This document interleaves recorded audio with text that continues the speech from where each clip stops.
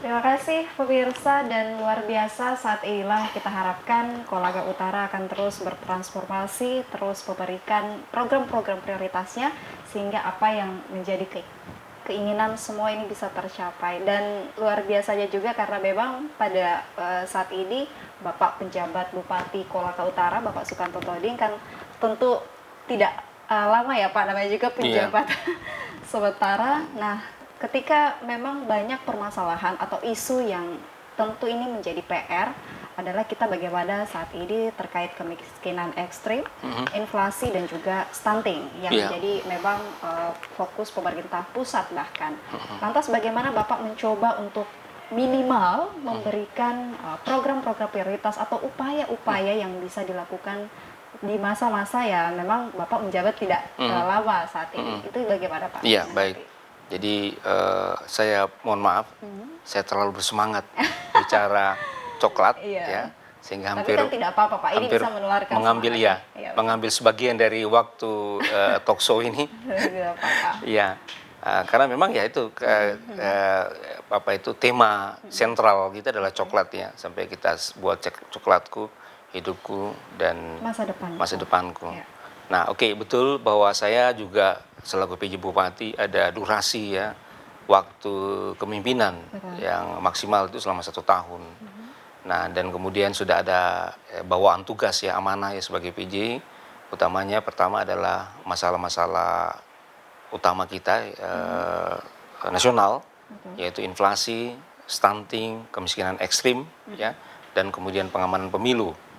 Ya, alhamdulillah sepanjang saya bertugas juga didukung oleh teman-teman organisasi pemerintah daerah ya sebagai tim kerja yang menopang pelaksanaan kegiatan saya menilai cukup baik ya. Misalnya untuk inflasi, alhamdulillah selama masa kepemimpinan saya kebetulan Kolaka Utara tidak menjadi tempat pencatatan inflasi ya di Kolaka di mana di Sulawesi Tenggara, di Kota Kendari dan Bau-Bau. Kami ada namanya indeks perubahan harga. Nah, dari bulan ke bulan indeks perubahan harga kita di bawah rata-rata, jauh di bawah rata-rata nasional gitu ya, dan tidak pernah masuk dalam 10 kabupaten yang indeks perubahan harganya itu signifikan. Ya, gitu. Jadi saya berterima kasih ya kerjasama tim dari OPD, juga kemudian Forkopimda ya, cukup bagus ya, cukup baik. Kita setiap saat ada hal-hal yang baik yang sifatnya internal kami, misalnya untuk peningkatan kapasitas produksi ya, ini bersama dengan Pak Kadis Perkebunan Peternakan kita membuat misalnya desa mandiri telur ya, dalam rangka sudah dilakukan ya Pak? Sudah dilakukan ya, sudah. Dan juga menariknya kami juga melibatkan pemuda-pemuda ya, peternaknya itu. Nah, kemudian juga untuk yang lainnya misalnya desa mandiri untuk bawang di sana. Kami ada beberapa tempat kita lakukan. Jadi prinsipnya kita melakukan swasembada ya, sekalipun kita ini daerah lintasan, Kolaka Utara ini daerah lintasan. Kita berada di tengah-tengah sebenarnya. Bukan di ujung ya, tapi di tengah-tengah. Jadi untuk subsidi atau suplai logistik juga sebenarnya bisa aman gitu ya, bisa aman. Tapi kita ingin membangun ya semangat kemandirian ya. Nah itu, tentu, dan kemudian kami terus mengontrol juga tingkat harga. Dan alhamdulillah selama ini itu untuk inflasi ya. Kemudian untuk stunting, nah stunting ini saya juga cukup senang gitu ya. Ini saya lihat teman-teman, utamanya dinas kesehatan, keluarga berencana ya, dan pengendalian penduduk yang menjadi ketahanan pangan ya, menjadi OPD leading untuk pencegahan stunting ini cukup bersemangat ya. Saya hampir setiap minggu kegiatan terus diajak oleh OPD terkait untuk datang langsung ke tempat-tempat ya, di puskesmas dan sebagainya yang namanya tim tindak cepat ya, penanganan stunting. Kita di sini ada beberapa inovasi misalnya antar jemput ibu hamil ada gitu ya. Ini sudah berjalan ya. Iya, ada banyak kita punya inovasi-inovasi yang itu juga saya tampilkan waktu kemarin evaluasi 3 bulanan ya oleh Kemendagri. Alhamdulillah kita sudah lewati juga fase evaluasi secara formal ya sebagai PJ yang dinilai oleh Kementerian Dalam Negeri ya, melalui Inspektur Jenderal. Nah, kemudian yang paling penting lagi pada kesempatan ini juga saya mau, maksudnya berkesempatan juga untuk membangun sebuah, jadi kalau tadi di bidang ekonomis produktif coklat, di bidang kaitannya yang saya mau sebut dengan sistem, ini adalah data desa presisi. Ya, ini saya ingin kita perkuat, yaitu di masa saya juga ya, kebetulan juga menjadi program prioritas Bapak Gubernur, yang nanti pada hari nanti ya Selasa itu hari Rabu kita akan canangkan pelatihan enumerator desa menandai pelaksanaan data desa presisi seluruh desa di Kolaka Utara ya. Jadi Kolaka Utara menjadi pilot project untuk tingkat nasional, tingkat provinsi bagaimana pelaksanaan data desa presisi. Nah, data desa ini sepertinya kita melihat sederhana ya. Kalau kita bilang data desa itu dari dulu juga kita bangun data desa gitu ya. Ditambah lagi dengan presisi begitu ya. Sudahlah presisi juga mau apa gitu ya. Dengan data yang tepat juga mau apa gitu. Nah, tapi sebenarnya ada ruh yang lebih besar gitu ya. Bahwa sebenarnya itu adalah upaya untuk kita para pelaku ya, utamanya pemerintah ini bagaimana bersikap terhadap masyarakat kita ya. Jadi kalau pemerintah sudah bilang bahwa presisi, data desa presisi, maka itu berarti pemerintah punya kacamata yang tepat ya, melihat bagaimana kondisi masyarakatnya. Ya gitu. Jadi contoh, misalnya satu contoh desa ya, desa yang presisi itu artinya apa? Desa yang membangkitkan atau memiliki data-data yang relatif real gitu. Jadi kalau kita bilang berapa angka kakak miskin dalam sebuah desa, misalnya katakan 10 kakak, itu memang betul-betul real. Betul-betul, dan kita bahkan by name by address tentu, kemudian bahkan titik koordinatnya gitu. Jadi harus ada sebuah efek psikologis bagi pengelola negeri ini, maksudnya utamanya misalnya yang terdepan adalah kepala desa gitu. Dia ngapain tahu, mohon maaf, saudari Dian misalnya, stunting, misalnya ya, di titik koordinat ini misalnya. Ya mau apa tahu itu kalau tidak dilakukan penanganan, maksudnya seperti itu. Untuk apa gitu. Nah, jadi dengan pengetahuan secara tepat itu, maka kita bisa melakukan penanganan. Begitu semangatnya. Jadi ini juga penanganannya memang akhirnya secara langsung dan betul-betul memang itu semangatnya. Ya. Dan makanya kata desa. Kenapa bukan data kabupaten presisi? Iya, bukan. Kenapa desa? Jadi artinya desa itu ingin dimampatkan ya, maksudnya didekatkan bahwa sekali Anda mengetahui kondisi masyarakat Anda di desa, itu artinya amanah yang harus Anda tuntaskan gitu. Ya gitu. Yang akan coba terus dilakukan gitu ya. Tapi ini memang sudah sementara sedang pencanangan ya Pak, atau? Iya, kita akan canangkan dan itu menjadi, mudah-mudahan semangatnya seperti itu, on the track gitu. Tidak berulang misalnya sebuah kegiatan-kegiatan lagi yang kita tidak tahu berujung ternyata semangatnya saja gitu. Nah, begitu juga dalam produksi ya, dalam sistem produksi ya begitu. Kita bisa lebih tahu tegakan misalnya, coklat ya, cengkeh itu berapa konkretnya gitu. Tidak ada pendataan hanya misalnya dihitung luasan gitu, terus dikali ya, ada namanya teknik ubinan kan, cuma diperkirakan gitu. Jadi tidak pernah semua perkiraan. Nah, dengan data ini kan dia pakai drone ya. Jadi drone itu bisa melihat, memprediksi dengan tepat berapa tegakan. Nah, itu juga berarti ada sumber daya kita gitu ya. Saya pernah menghitung di sebuah desa ya yang menjadi pusat kegiatan coklat ya, saya hitung itu 10 desa saja ya, dengan kekuatan ekonomi yang berputar selama setahun, 10 desa itu ya, 10 desa ya gitu, itu sama kekuatannya dengan APBD kita gitu. Ya, artinya kalau kita sadar terhadap pengelolaan ekonomi yang bergerak di tingkat desa, tentu dengan data yang presisi tadi, maka kita sadar bahwa sebenarnya kegiatan ekonomi itu berputar di sekitar desa, hanya kita nggak tahu gitu. Karena itu tadi tidak ada memang sistem yang memperhatikan gitu. Itu kan, Pak, di area tidak ada yang kita sudah terlalu bias kita misalnya ke kabupaten. Kabupaten itu saya mau bilang it's statistik gitu. Dia menjadi statistik, bukan menjadi data real gitu. Contoh kita bilang 10 data stunting, keluarga stunting, dan salah satunya adalah Dian misalnya. Ya itu. Kalau saya seorang kepala desa terus tahu bahwa salah satunya itu adalah Dian, maka kan pasti ada hubungan emosional kan. Ada pendekatan yang kasihan itu, memang kasihan dia, mohon maaf ditinggalkan suaminya gitu. Iya betul, detail, iya gitu kan. Gitu. Tapi kalau tidak pernah data itu ya, 10 ini, dia masuk di kecamatan menjadi 100. Dia masuk di kabupaten menjadi 1000 gitu. Dia kan Jadi begitu terbaca di kabupaten bahwa stunting, keluarga stunting di Kolaka Utara 1000, it's only statistik gitu. Impresivitas kita hanya, oh ya ada 1000, itu mau apa dengan 1000 itu? Padahal sebenarnya kalau ditelusuri lebih dalam lagi, memang ada sebenarnya beberapa. Iya itu, makanya kedekatan emosional data itu. Jadi kita bilang enumeratornya juga dari pelaku. Jadi itu enumeratornya bukan outsider. Selama ini orang data secara statistik kan orang outsider, orang di luar. Dia punya durasi waktu datang ke desa itu katakan paling lama 3 hari gitu. Saya dia catat-catat, setelah itu dia keluar kan. Tapi kalau enumerator di desa gitu, itu betul-betul dia ikut gitu kan. Sorry kalau saya menyebut cerita-cerita ini Dian terus ya contoh. Memang kerap sama dia. Iya. Jadi datang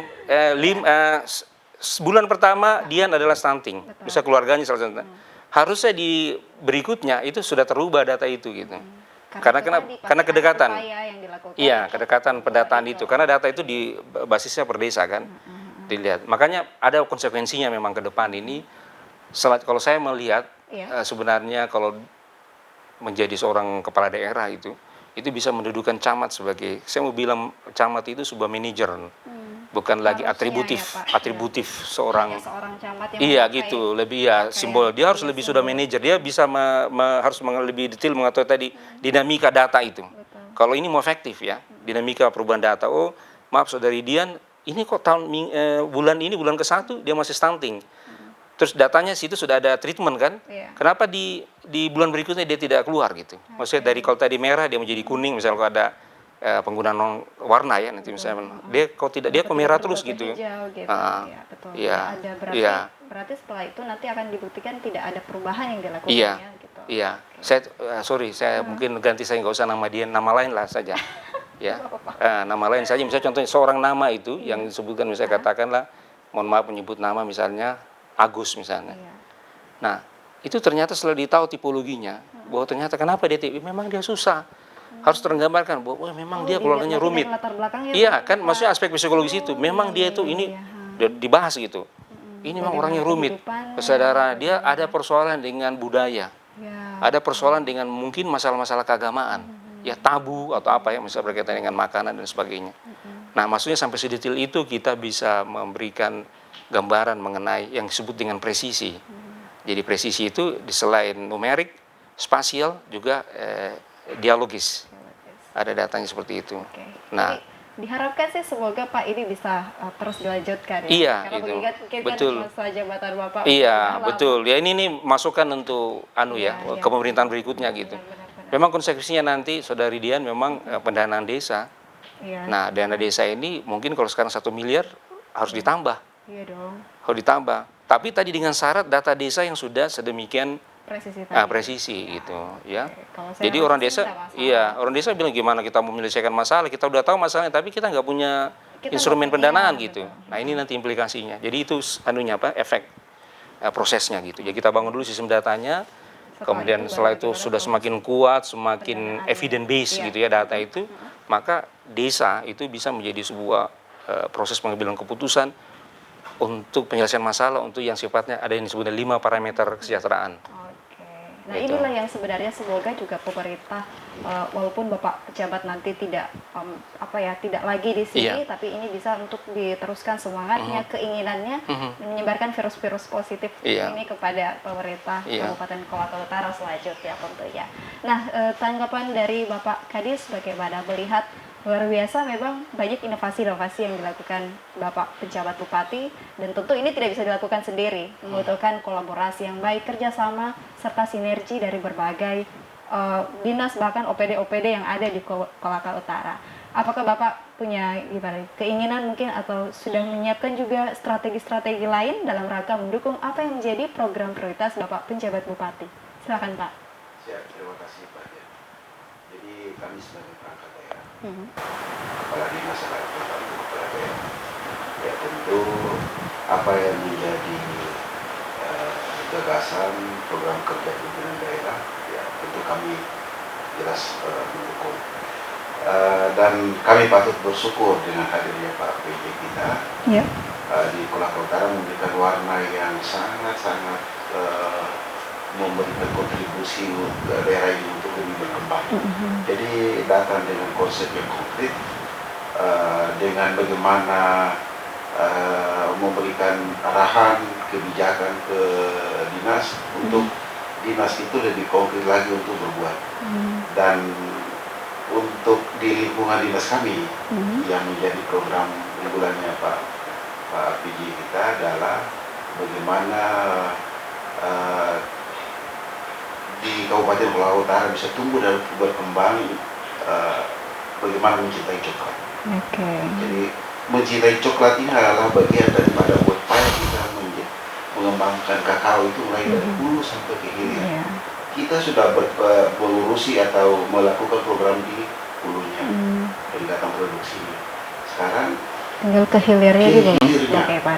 Pak Bupati ini memberikan semangat kepada kami untuk kami bersemangat untuk membangun dari hilirnya. Konkretnya hilirnya seperti apa, ini yang kita dapatkan hari ini. Hilirnya seperti apa? Ya, mesin produksi harus, pemuda-pemuda harus dilibatkan. Lalu kemudian lembaga-lembaga ekonomi petani harus jalan. Jadi konsep jelas, konkret yang kita bangun jelas, dan ya barangkali harapan ke depan adalah ya kami di dinas teknis terkait harus mampu memberikan kontribusi yang jelas terhadap apa yang menjadi upaya Pak PJ untuk komoditi perkebunan itu bisa jauh buat lebih berkembang. Iya, betul sekali. Oke, baik. Lalu kalau Bapak sendiri mungkin terakhir dari Pak Sukanto, apa yang menjadi harapan untuk seluruh masyarakat Kolaka Utara di usia Kolaka Utara yang ke-20 tahun? Memang usia yang sedang menuju masa yang dewasa, matang, apa yang ingin disampaikan Pak? Silakan. Iya, jadi pesan saya ya kebetulan tidak terlalu lama ya, maksudnya di sini selama insya Allah kurang lebih 1 tahun gitu ya. Sudah berapa ada pesan yang ingin saya titipkan untuk para putra-putra terbaik Kolaka Utara yang nanti akan memimpin ya secara berkelanjutan ya ke depan nanti. Ada beberapa hal. Pertama, aspek sumber daya alam ya. Sumber daya alam tadi harus kita yakini bahwa kita punya keunggulan komparatif yang harus kita pelihara. Tapi tantangannya adalah semakin besar gitu, semakin luas. Oleh karena itu satu hal yang saya ingin pesankan adalah penataan ruang ya, penataan ruang yang konsisten gitu. Ke depan kita akan ada sebuah dinamika kebutuhan ruang ya, kalau saya bilang antara pertanian dan non pertanian yang ketat. Nah, karena itu kita harus menjaga ya para pelanjut baik kepemimpinan maupun mesin birokrasi seperti Pak Kadis harus cukup awas dalam hal ini. Kita harus punya integritas ya, kita berkomitmen kemana gitu.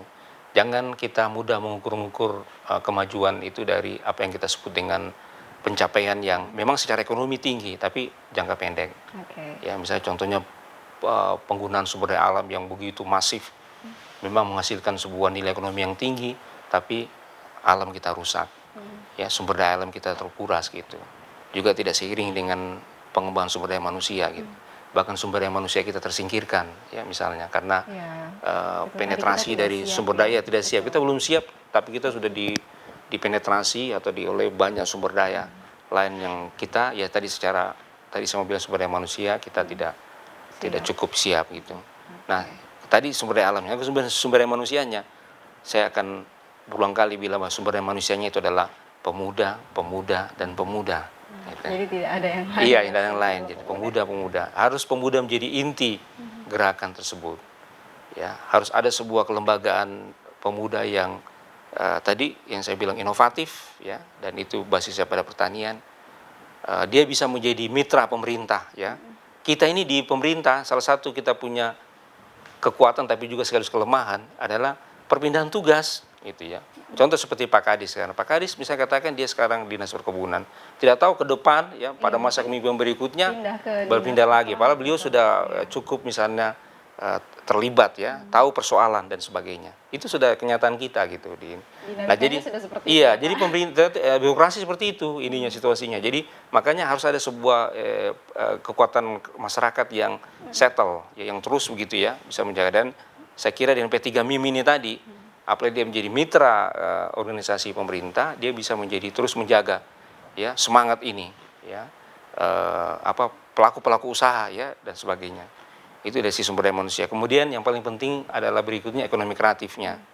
Ya, jadi ekonomi kreatif isunya adalah peningkatan nilai tambah. Ya, salah satu yang juga kita juga tadi belum sebutkan tadi bahwa kita ingin membangun bahwa coklat ini bisa menjadi produksi rumah tangga. Ya, jadi nanti kita ada pelatihan-pelatihan apa. Jadi tidak perlu coklat itu diproduksi misalnya secara pabrikan. Karena kalau pabrikan kan jauh gitu. Kita bagaimana bisa nggak kita produksi secara rumah tangga kita dan kemudian kita konsumsi. Kita konsumsi langsung gitu. Ini juga adalah strategi pasar, Saudari Dian ya. Kalau kita bisa memproduk sendiri bahan-bahan makanan kita yang sebenarnya kan langsung bisa dikonsumsi oleh pasar kita. Berarti kan mekanisme antar produksi dengan pasar dekat. Berarti bisa mendorong kapasitas produksi kan daripada misalnya terlalu jauh. Iya. Dan kegiatan ekonomi berputar. Itu semangatnya. Dan kemudian tentu inovasi yang tiada henti. Ya. Ini kita tahu bahwa kegiatan ini coklat itu punya diversifikasi produk yang cukup luas. Ya, mulai dari pangan, obat-obatan, kosmetik gitu. Jadi ruang inovasi kita untuk membuat produk-produk itu sangat luas sekali, ya. Ya, inovasi tidak boleh berhenti, inovasi terus maju, terus bergerak kalau kita ingin punya daya saing. Dan satu kepercayaan saya bahwa Kolaka Utara ini adalah dianugerahi sumber daya yang alam yang cukup kaya, tapi tidak akan berarti apa-apa ya kalau kita tidak ada kesadaran ya untuk 4 aspek tadi itu. Pengelolaan sumber daya alam yang bijak, ditopang dengan sumber daya manusia yang unggul, diperkuat dengan ekonomi kreatif yang dinamis dan inovasi yang tidak henti. Demikian. Keempat inilah yang akan menjadi bukti nyata bahwa Kolaka Utara akan jauh lebih baik. Bahkan Kolaka Utara akan memiliki daya saing yang luar biasa dalam rangka mengembangkan seluruh potensi sumber daya alam yang ada. Luar biasa pemirsa, tidak terasa waktu kita di penghujung acara. Sebelumnya saya mengucapkan terima kasih luar biasa atas penyampaian kedua narasumber saya pada hari ini. Dan memang semoga Kolaka Utara ini akan terus memiliki impian-impian lain ya Pak dalam pengembangan potensi. Dan bagaimana menciptakan para pemuda-pemuda sebagai pelaku dalam sebuah perubahan. Terima kasih kembali kepada Bapak Penjabat Bupati Kolaka Utara, Bapak Dr. Insinyur Sukanto Toding MSPMA, dan juga Bapak Kepala Dinas Perkebunan dan Peternakan Kabupaten Kolaka Utara, Bapak Ismail Mustafa ST, dan tentu terima kasih juga masyarakat Sulawesi Tenggara, pemirsa Sultra TV, dan tentu mungkin masyarakat Kolaka Utara yang menyaksikan tayangan ini. Semoga kita sama-sama bersatu untuk mendukung Kolaka Utara dalam segi pengembangan komoditas coklat. Karena coklatku, hidupku, masa depanku. Terima kasih. Wassalamualaikum. Sampai jumpa.